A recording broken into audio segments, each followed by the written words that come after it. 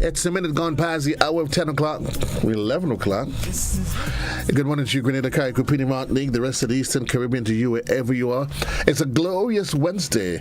And if you don't believe me, well, by virtue of still being alive and you within the reach of my voice, you'd recognize it's a great day to be alive. If not, try being... I won't tell you. Your boy JC here with you, and I want to say thank you and welcome to the Mid-Morning Buzz, the televised edition, that is. Thanks to those of you that joining us on television. That's GBN's Channel 7 or Channel 11, Channel 20 if you are in cable. Those of you that's in Classic 105.5 and 105.9 on the FM band. Thanks to those of you that's on Facebook and our YouTube channel. It's a pleasure being here with you. I have two wonderful guests with me in studio this morning, and that is joining me from the Ministry of Education, and they're in fact both early childhood education officers. Allow me to say good morning to Mrs. Patrina Sookram-Charles and Mrs. Nicurl Fletcher-Newton. Ladies, good morning. Welcome to the program. Good morning. Thank you for having us. Thank you for accepting the invitation to be here. It is Child's Month, and the focus is all about the child, the children. And I often say that when it comes to how and what we do and we treat it with children, it is never too much. Before we get into the specifics of today's conversation, maybe if you ladies can just give me an overview of Child's Month and what's the significance of the month, really and truly, Lady Charles. Okay, good morning, Joseph, and good morning to our listening public. Thanks again for the opportunity. So, Child Month is celebrated every year during the month of October 1st to the 31st. There is a committee that would meet and plan for the month's activity. So, every year we would decide on a theme that would be appropriate based on the situations, what is happening in the country. So it will be based on issues that are affecting the children and the families. It is a time when we try to bring awareness to sensitize the general public on child well-being. Yeah? And what is your daily function as Nicurl has early childhood officers? What do you guys do? I get a sense you guys sit in a fancy office all day. Not at all. We have so much to do. We are on the ground every single day in schools, looking out for the well-being of our children. We actually look at teachers perform their duties. We find ways to help students perform better. So we look for strategies. We find ways whereby we can empower teachers to become better at what they do. We do so much more than this, but look, we are in Child Month and we are also a part of what is happening in our country. And so we are on the ground to ensure that we get the messages out there that children really need support and all the care that there is. How's the month been progressing so far? Very well. We have been doing so much already, and it has been a success so far. Now, center to this Child's Month, there's what happens at the school. I say the ministry has its role to play, but I think critical to any child's development, whether it's academically, spiritually, or any other, in any other way, form or fashion, is the home. Mm-hmm. And I often say, when you look at the school system, I normally laugh and say, parents, they create their monsters and send them out for teachers to straighten them. When in fact what you need to do is to create a nice, lovely angel that allows the teacher to embrace them so that they can unfold. But there's always a challenge of getting the emotional support. What is right? What's appropriate? What's the best way to develop our children? And while we may have various ways of parenting, there are some things we have that has to be central to it. The emotional well-being of the children and the child. Interesting, we're saying that only yesterday it was World Mental Health Day. Yes, it was, yeah. But we don't often think about, Nicurl, the mental health of our little 4-year-olds and 3-year-olds, do we? That's so true. And that is the reason why we chose the theme. The theme for this month is Every Child Matters. see me, value me. And this year the team focuses on inclusiveness, the well-being of children, their mental health is actually taken into consideration, and the way that we support them, the way that we care for them, the way that we love them and encourage them. And so I'm happy that you brought up mental health, because this is one aspect of emotional development. Well, Patrina, I don't know what people are making a fuss over. I buy clothes for the child. I feed him. I send him to school every day. I mean, what do they want? I give him all the things that he needs. I tell him I love him, and I just let him be. Yeah. Isn't that sufficient? No, it's not. And probably that's one of the mistakes that we make as parents, because we are also parents, yeah, and we have that role to play as well. So yes, providing those that we would say essentials, yeah, that's important. But really, what we really want to promote here is that relationship, that bond, that connection that would start at home. The home being the first place for socialization and learning. That's where learning takes place first. And it's just obvious that what is being learned at home would be exhibited outside of the home. And that's where we want to focus on this year. We would have done some professional development with teachers, really having a supportive climate in school, in the classrooms. So now we are here to sensitize the public more on the home and what can be done at home to create that emotional support. What we really mean. So that's where the discussion would be basically today. What can be done, Lady Newton Fletcher, at home to start building that sort of relationship, the proper relationship that would allow a child to blossom? Right. So as Patrina said earlier, the home is the first place. After a child leaves the hospital, it doesn't just go into school. That child goes into a home and interacts with probably a number of individuals. And so it's a collaborative effort that this parent has to make to ensure that this child is emotionally supported, right? And there's a critical role that parents play. Sometimes we think, okay, what we do is not really making an impact, but it does. And one of the many ways that parents can do this is by ensuring that their child feels loved and supportive, creating that open space for communication. There are many ways, but this is one way, opening that space for communication where that child can come home and say exactly what he or she feels. It doesn't have to be a structured conversation. It can just be a normal, casual conversation. How was your day? What happened today? You know, how did you feel about that? All of these things. This is just one. There are many more, but this is one I really want to highlight. Ms. Charles, that's not the way we grew up. We grew up, don't talk, don't ask questions. When you come home, just go do your homework if you have chores to do, and just follow instructions. Yeah. You don't dare ask. Yeah. That culture has to change, doesn't it? Yes. And the thing about it, yes, the culture has to change. For us, we grew up in that kind of environment, but maybe because of how the world was when we were growing up, it worked for us. But definitely, it can't work now. Expound on that, the way the world was then and how it is now. Yes, because it was just your expectation to do as you were told, and you didn't question, and we weren't thinking critically so much as the children now, because they're more exposed.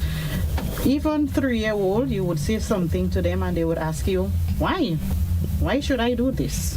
Now in our era, we just follow. So it's different, really different. So it means that we need to change the lens of how we view our children. That lens has to be changed. And I'm assuming then as well, we had back then we had the support of the extended family to a greater extent. So and the community. So even if mommy and daddy didn't get it from mommy, and he was there, uncle, granny. Now the structure is more for nuclear settings / single parents, but we are out of the house more. That in itself, Nicurl, adds another dimension to staying connected with your children. Yeah. How do we play that balancing act? I have to work. I don't have time to sit down and children have to go to school. They have this in the afternoon, that in the afternoon, but yet you have to stay connected. How do we play the balance? How do you ladies play the balancing act? Because you see, you have to see your role as a parent differently from your role as a breadwinner or the person who has to also work to bring in some form of income. And that role of parenting is something that we need to take much more seriously. And we just can't let our children grow up by themselves. And spending quality time with our children matters. This is critical. Most of the things that we would share later on that would help to create that supportive climate at home doesn't cost a cent. But it requires you as a parent, it requires your time, your effort, and your commitment to that role. Quality, Nicurl, is not reflective by quantity. No. So it's not whether I spend 5 or 10 minutes, but it's what happens. Yes, it is actually what happens within the time that you spend with your children, because you would notice that children spend quite a number of hours at school. But when your child gets home, I think it's the parent's responsibility to put things down and say, let's have a chat. Let me see what you did today. You know, you need to spend that time, because the majority of the time that is spent at school, the teacher takes that time.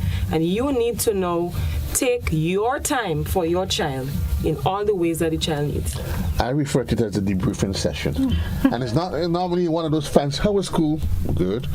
Well, what was good? You got to dig deeper. Bad? Well, what was bad? Yeah, open-ended questions. You need to ask them. Because normally they would just give you one of those one-liners. And that's it. And I often say it is, you need to know, qualify the good, qualify the bad. What happened? Would you agree that should be part of the conversation? Agree. Yes, that should be part of the conversation. That's why I believe you need to have open-ended questions, and it needs to become a norm. Not just today you heard something about your child and you just want to intervene. It should be so normal that the child doesn't even feel that effect. It should just be part of every day. You discuss your child's day and you have different conversations and different issues and what happened during the day. I'm laughing the other day. Jaden got into the little squabble at school. I'm sitting here, my phone rings. Daddy, I got into a little fight. He called me because he knows. When we start the debriefing session this evening, it's going to come up. Right. It is going to come up. And it takes us to the whole, I often say, the issue should not be about a child speaking back to you, but the important emphasis has to be on the tone. So it's not him saying, well, Daddy, why? As to, well, why? Tone is important, and not just for children. I think this is part of just general human interaction. Yes. What we also have to be careful with, during those discussions, we have to, it doesn't just happen out of the blue. You can't just wait for your child to come home to just ask, how was the day? It has to be an environment where the child feels safe, comfortable, and all those things have to be nurtured from very small. Because a child coming home to talk about exactly, being honest as to what went on in school, that child has to have some form of trust, confidence in you as a parent. Yeah? Now, if that child knows that when I start saying what happened in school today, maybe something not so pleasant, mommy would blow up. Do you think that child would come to you? No. Right? So you have to have that in you as well. Yeah. Now some children grow up and they just don't know how to communicate, and it affects them in the adult life. And that's why sometimes we have problems on work. We just can't resolve simple conflicts. The inability to communicate, should we just level it as, well, they're a child, so that's who they are? Or should we as parents, or is it also a failure from us as parents in our inability to communicate? Because I sometimes think that, we think that we know how to communicate. Yeah?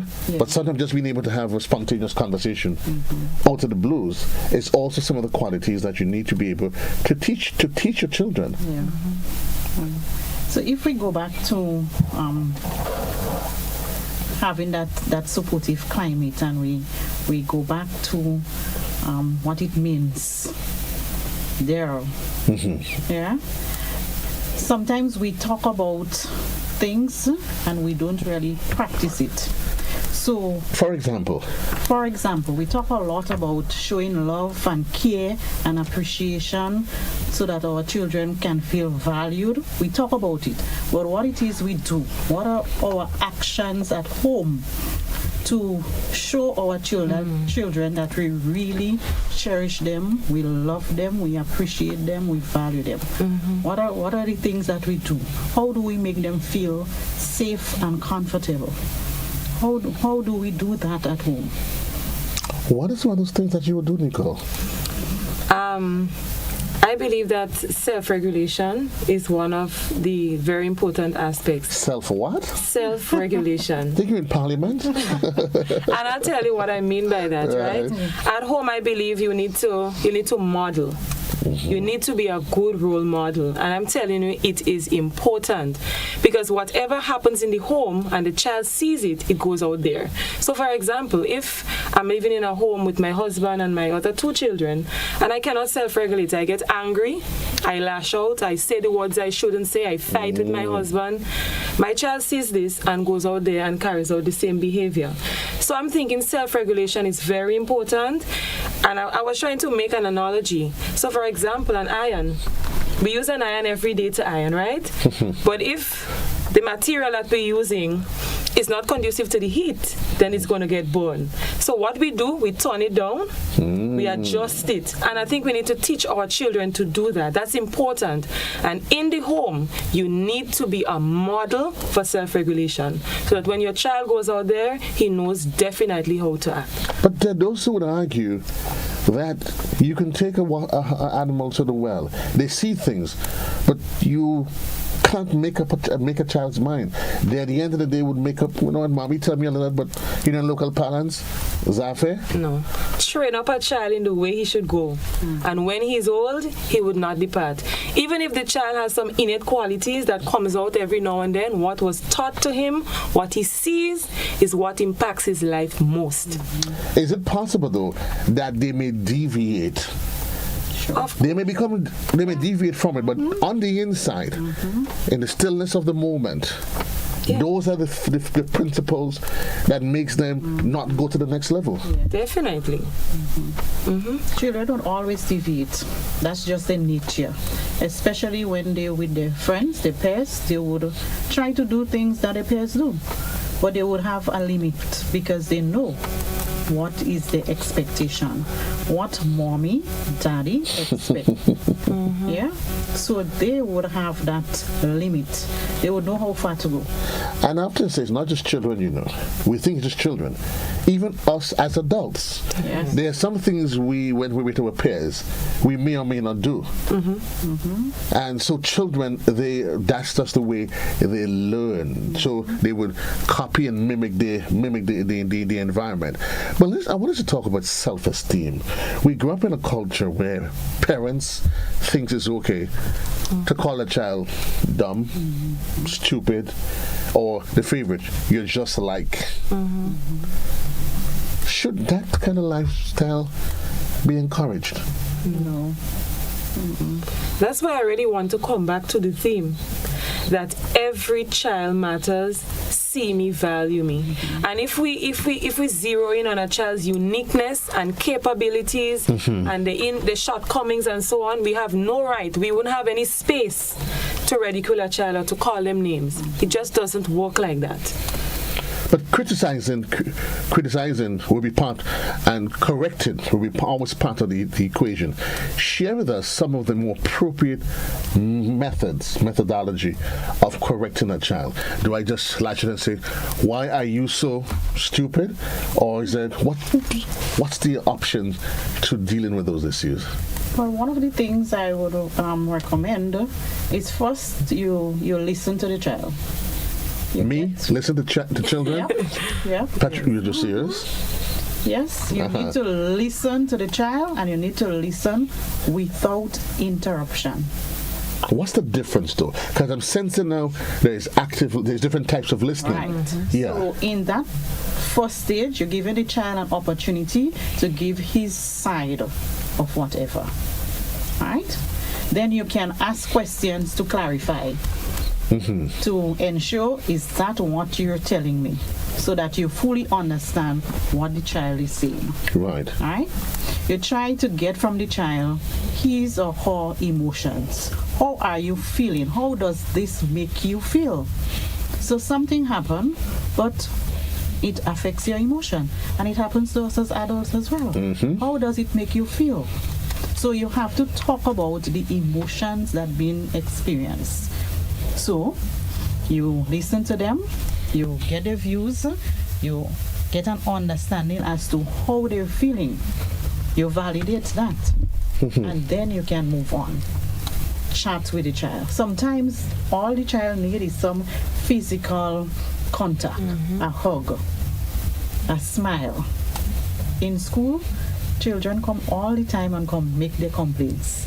And all the little ones need sometimes is just for the teacher to sit and listen attentively so that you know that the child feels that what I am saying is important. Somebody is listening to me.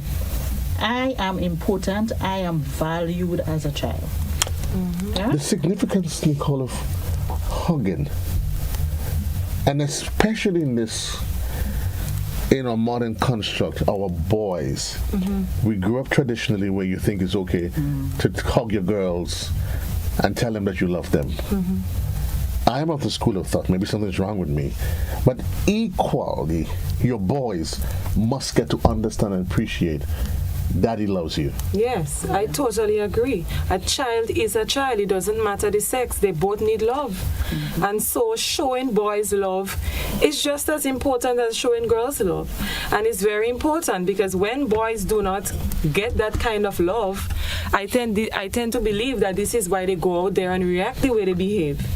And this kind of atmosphere in the home can help boys to have a deeper appreciation for women and for relationships and all of that. So the emotional support that we're talking about now spills over into later life. We are preparing our children for relationships, for coping on work, for dealing with situations that you may not be there to help them solve. So doing that now provides the opportunity for them to go out there and show love as well. If you ever had the opportunity to go sit with a psychologist, whatever problems you're having, and they start a conversation, and they would say, tell me more. Tell me about your childhood. And 9 out of 10, you would realize the way we feel, the way we act, the foods that we eat, the music that we enjoy, the places we want to go, the people we want to be around, stems from home. Yes. This is what I was used to. I am home. There was a day Jade was in the supermarket and I was just in one of the, and I was on air and I played the Bee Gees. And he's like, Mommy, the Bee Gees. And somebody asked, how does your little child know about the Bee Gees? He knows about the Bee Gees because at home, that's what he hears. And that's what they grow to appreciate. Trust me. Yeah. Because, and I want to stick a pin here. I'm an empath, right? I am very, very passionate about the emotional side of the young child, of anybody for that matter. Right. But it happened in my home. It's how I grew up as a child. I was loved, I was appreciated. And so today, I can appreciate someone, I can be there for someone. This is how you accommodate and create that emotional support for others. If you don't have it, you're not able to give it. So that's what I'm saying. In the home, show it, give it to your children, and they would be able to give it out to society. If you don't have it, what do you do? Do you find support groups, help? Is there help out there from the ministry that I could say to a parent, let's talk, maybe through the PTA and those different sort of platforms? I don't think there is any established group or committees or whatever, but I think there are persons that you can always reach out to, Right. who would be willing to give you some pointers, because learning is continuous. We don't know it all, and that's the reason for having media campaign during Child Month celebration, so that we can sensitize the general public on things that we think are affecting them, and to share tips that would be useful to them, because we have a lot of young parents, and every year we get in younger parents who really need that kind of help and support. I think it was at the point that, Nicurl, you can't give What you don't have. what you don't have. And very often therein lies the problem, that we chide them, well, you're not doing X, Y, and Z, but the truth is, they honestly, they have not received it. How do we deal, because you said that you're not guessing, our parents are becoming younger and younger. That seems to be the culture. God forbid it's not the right one. But how as a ministry, how as parents, as society, do you suggest, ladies, that we curb this one? That's a hard question, Joseph.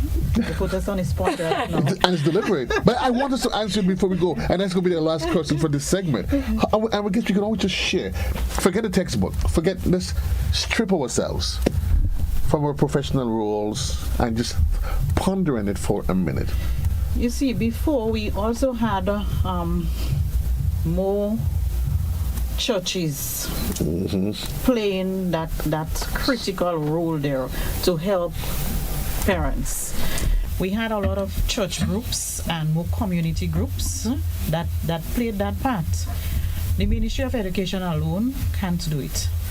Probably we could team up with Ministry of Social Development. Other ministries can collaborate and put some structure in place. At least have something established so that persons can find an avenue somewhere that they can go to if they need help or once they need help. Then again, it's hard to get persons willing to accept, yes, I need help in this. Nicurl, she mentioned the church. We don't need to get to that one, do we? Because it means convention going to start. Good morning, Pastor Fletcher. And that's an important... I don't think the church truly understands the role that it plays as a support factor, not just for the members of the congregation.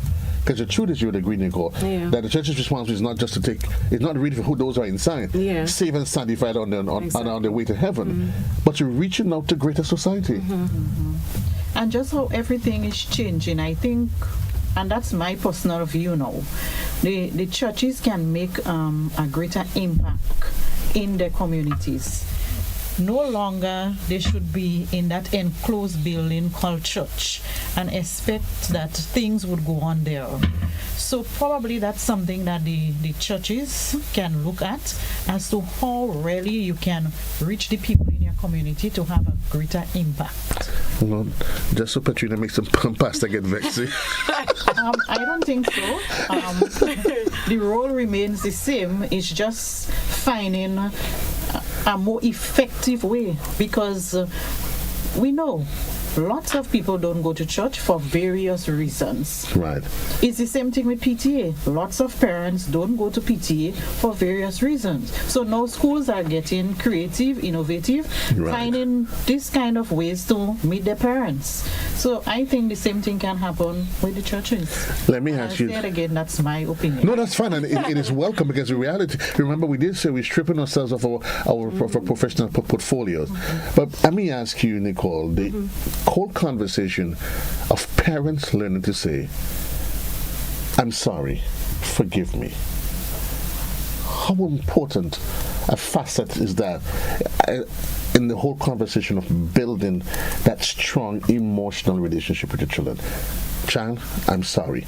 I was wrong. That's important. It shows that you're human and you can make mistakes.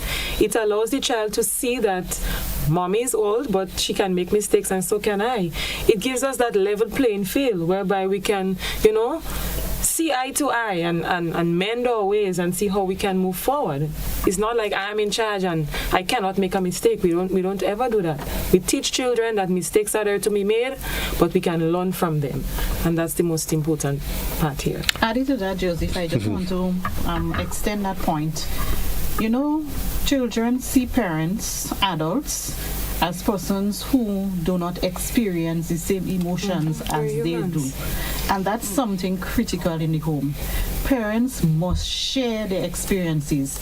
They must, you're not giving the children all the details, the fine details, right? But let them know, mommy is sad today. Right. This happened and mommy is sad. Or I'm disappointed. I'm disappointed because of that. So that when they themselves experience those emotions, they would know that that's normal. It's okay. It's something that humans experience. Right? Now, oftentimes, as young children, parents tend to dismiss their emotions, especially with males. So, a little boy may fall and hurt himself, and mommy may say, a big boy like you crying for that little thing you're crying for. But the important thing there is not on exactly what happened, but the emotion that the child is experiencing. Connecting with the emotion. Right. And just to add to it, and what happens thereafter, the reverse is that we tell our little girls, we hold them and we pamper them and we dust them off. Little boy grows up and he's thinking, I am not allowed to show my emotions. And showing my emotions is a form of weakness. And as such, what they do, they become overly aggressive because they assume that when I become aggressive, that's my role as a male. I say to men out there, and this will be the final word for me, sometimes it is okay to cry. Sometimes it's okay for a man to find your softer side. But here's what I say to you, male. Know when to cry and when to find your stuff. Imagine you're here in the middle of the night, you're hearing footsteps downstairs, and Jason telling you, they go upstairs. Folks, you got to leave the conversation here because we have to entertain the Ministry of Agriculture. But I promise you, ladies, that we only. But before we leave, can we just share some of the upcoming events? Yes, I give you 2 minutes into that. Yes. Celebration. So we had the opening by the Governor General on the 1st. So during the month, we would also have other activities at school and district level. National level, we would have a message from the Ministry of Social Development. We expect to have the street matches. We have Child Sabbath and Child Sunday. That would be this weekend coming. So if you are a Sabbath keeper, you're encouraged to take your child to Sabbath or to Sunday worship.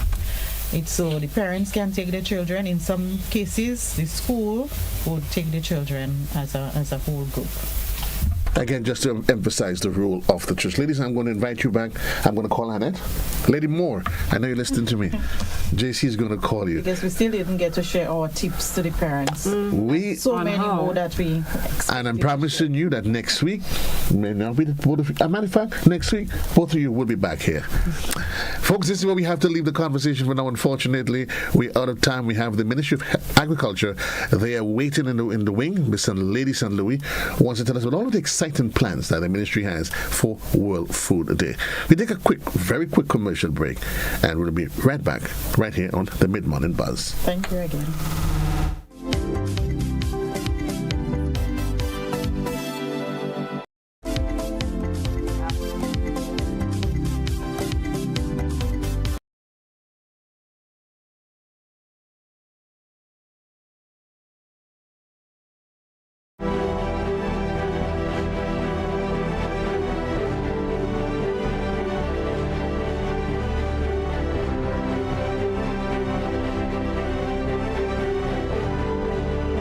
Our Climate Reality Key Takeaways is made possible by Republic Bank.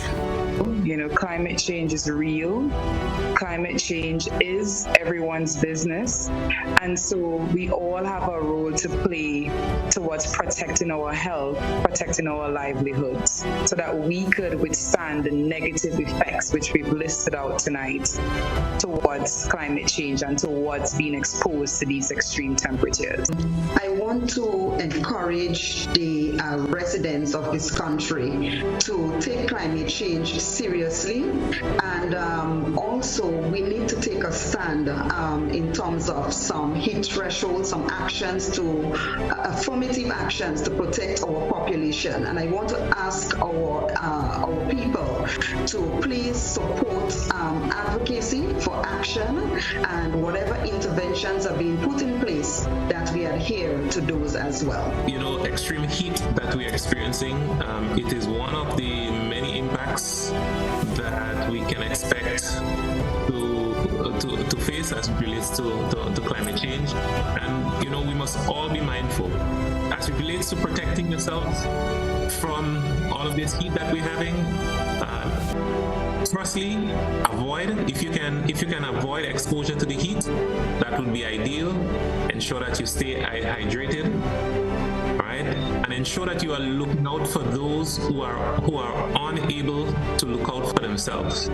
Climate change is real. It is here. We must act now.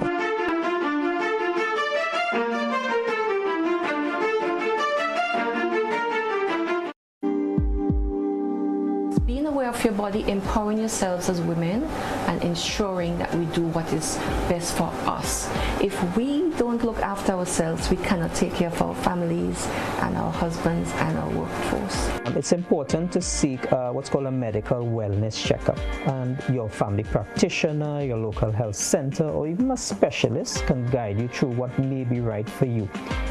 Caribbean Medical, right here on this station. Coming up on Caribbean Passport, food and rum cravings acting up? Well, it's that time of year in Barbados. Over 1,000 runners on the streets of Port of Spain. It's the newest road race challenge, a Panas premiere. It's all next on this station.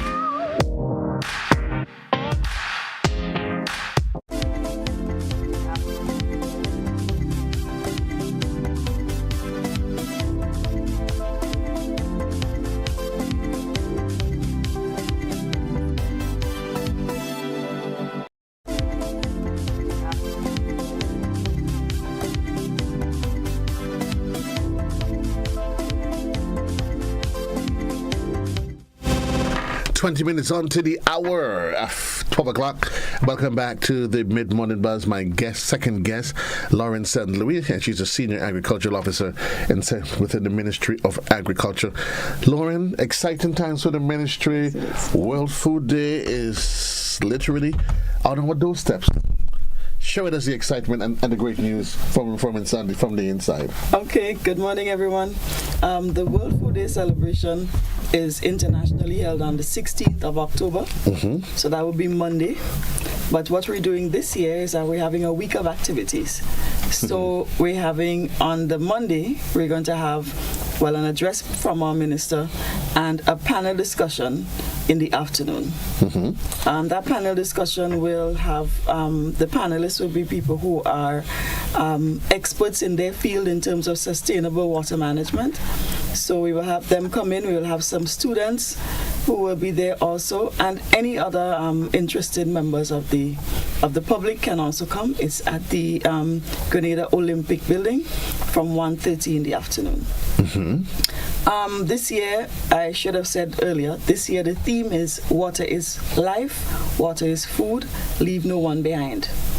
And so everything that we'll be doing will be centered around sustainable water management. On Tuesday, we have a Eat in Water campaign where we promote healthy eating, especially the eating of fresh fruits. So we'll be distributing some fruits at some, like the bus terminals, some public areas, the ministerial complex.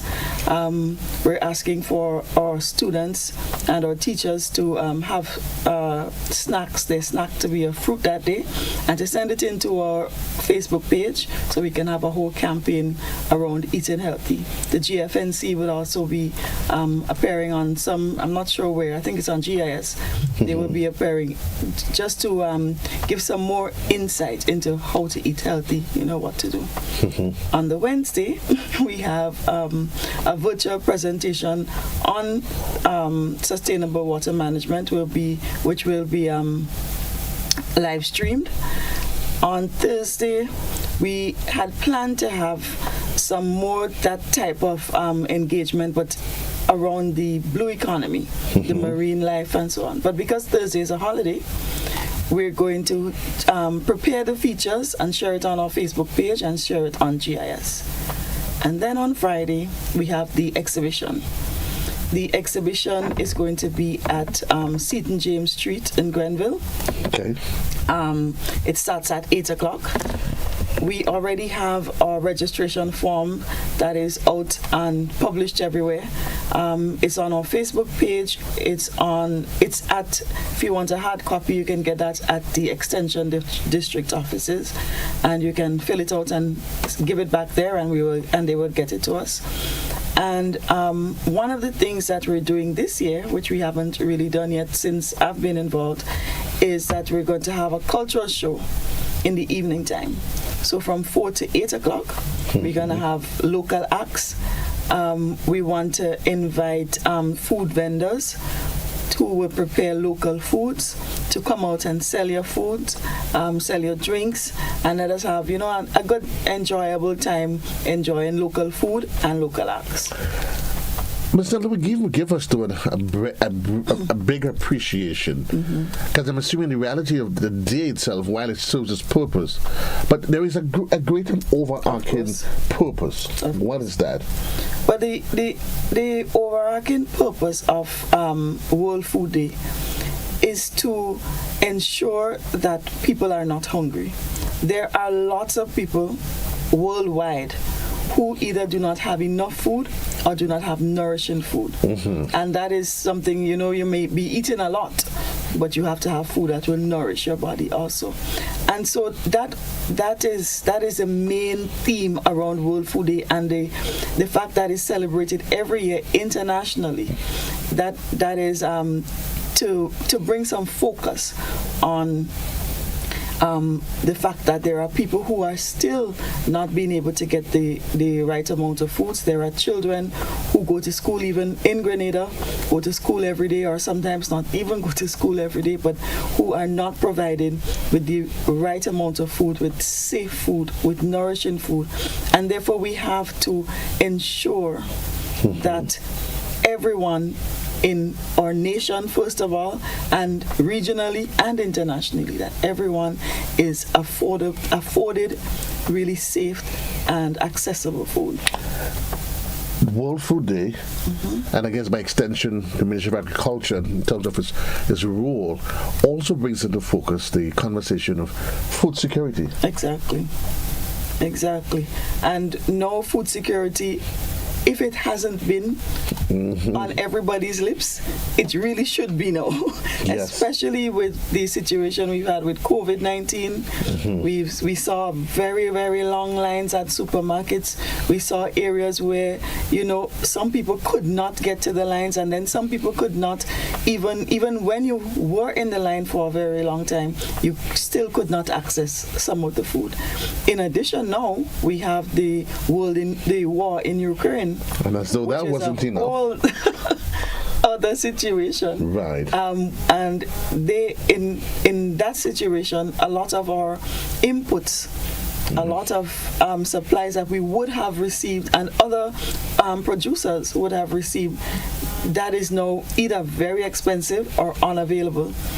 And then we have climate change, which of course is affecting us in a whole host of ways. And then so that there are a whole lot of things and a lot of issues that will affect our food security, and therefore we have to really put the measures and the systems in place as a ministry, as a government, to ensure that we can eat food, that we can continue to produce food, so that our citizens can be fed. I remember a couple of years ago, there was the introduction of things like cassava, and getting on provisions, again, that people to understand and listen.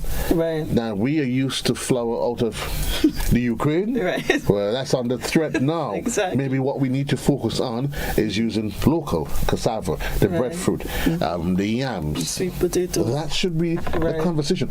Outside of that, what are some of the plans and efforts by the ministry to sustain that kind of conversation? Okay, so just this year, well, we've been working on it this year, we have a food security program, emergency food security program in the ministry, where we're doing just that. We're supporting farmers all the way through, from the beginning to the end of their production, to the marketing of their goods. We're focusing on, as you said, root crops and on staples. So corn, peas, pumpkins, and all of the root crops, cassava, yams, dasheen, tanya, edos, sweet potatoes, so that we can ramp up the production. And with the support that we're giving to the farmers, we can lessen on the price. Because if you look in the supermarkets, a lot of the things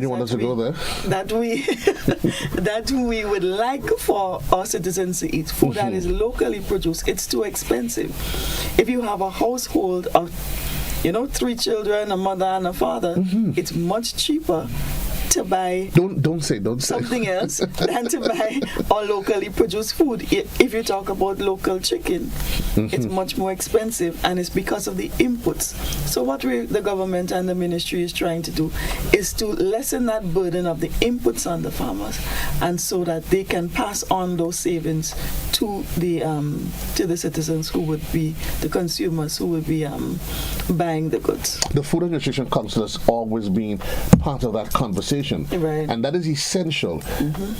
Some people, they don't necessarily gravitate towards certain things because they don't know how to prepare breadfruit if it's not in oil down. Exactly. And or steamed. Or if it's steamed. Exactly. Yeah. Right. But the Food and Nutrition Council will show to you that there's hundreds of different ways to prepare one thing. Exactly. And every year at World Food Day also, they come and they show, they have samples of how you can prepare all the, they focus on one or two, but there are quite a lot of recipes on what you can produce, how you can produce it, how you can make it more palatable instead of just, the traditional way that we know it. I think part of it also is that we have to start at the schools through the school feeding program, so that you get the children, get them into that custom of eating local foods. And of course you have to educate the cooks, so that they just won't think about it as for soup, for steam, and for oil, in terms of breadfruit. I mean, but to put it in other things and to make it more.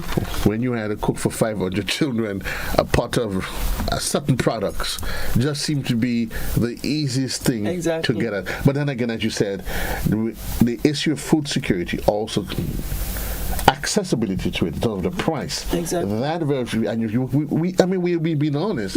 Sometimes you want to. Exactly. But you just can't. When you consider, yes. Yeah. But I think it's important that we introduce that concept of eating local from a very early age. Right.